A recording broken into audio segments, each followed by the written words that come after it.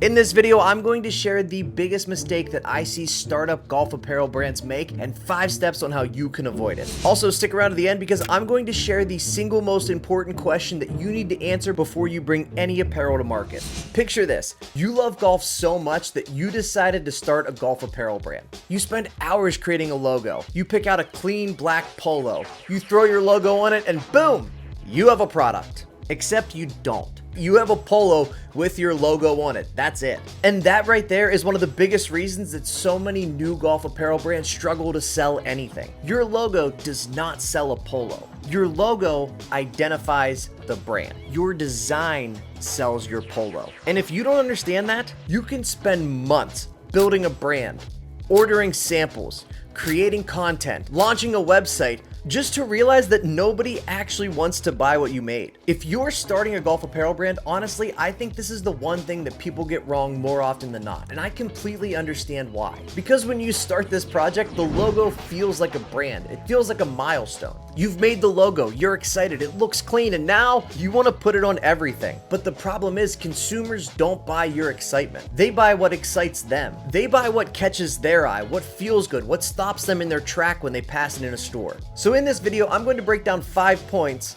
that can help you avoid falling into this trap. And we're going to start with the most important thing: logo versus product. A logo is something that helps identify your brand. It creates consistency and can help build recognition over time. But a logo itself is not the reason that most people are going to buy apparel from a brand that they have never heard of. In fact, if they're not familiar with the brand, it could deter them from buying it. I don't think I have to tell you this: golf apparel is crowded. There are established brands, trendy brands, lifestyle brands, internet brands, luxury brands, and they are all fighting for the same consumer's attention that your brand is. So if your plan is to walk into a crowded space and be like, yeah, but ours has our logo on it, that's not enough. In fact, it may be the reason people don't purchase your product. Putting your logo on a piece of apparel is not product strategy. That is simply branding without a reason to buy. Our second point is what actually sells the polo.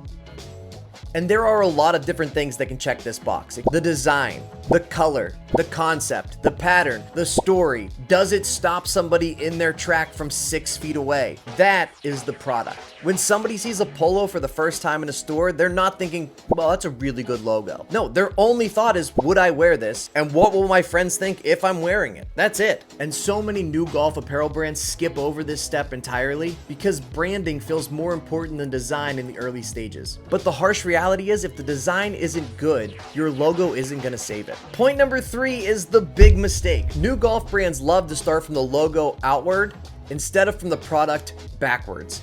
Let me explain. They start with the idea of like, what should our logo look like? Then they say, what pre-made manufacturer polo should I put this on? Then they put it on their website, and then they get really confused when it doesn't sell. The reason is because you didn't ask yourself the most important question. Remember in the first part of this video when I said I'm going to give you the single most important question that you have to answer before you even start selling any golf apparel? This is the question. I've consulted with over a dozen golf apparel brands in the past year, and I always ask them 2 questions. And if they can't answer these 2 questions honestly and simply, they're not ready to launch. Why would someone choose to wear your apparel over something they already own? And most importantly, what about this product makes it worth buying?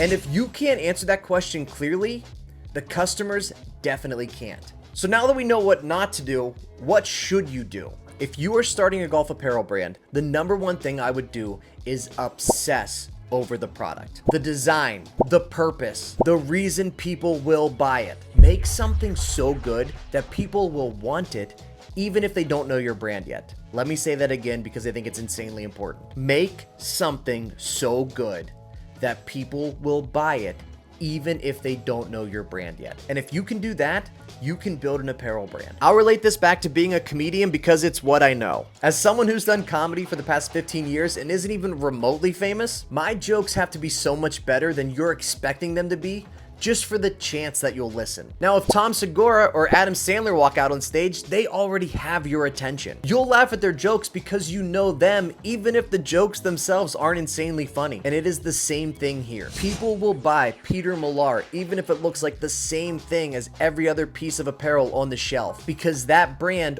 already has the attention. So if you want to stand out when you're starting out, create a piece of apparel that demands the consumer's attention. Because when you're starting out, you don't have have the luxury of brand awareness or built-in trust or reputation. Your product has to do all the heavy lifting just for the opportunity to have a chance in the consumer's mind. So unfortunately, the bad news is if you're relying on your logo to scale your brand, it won't.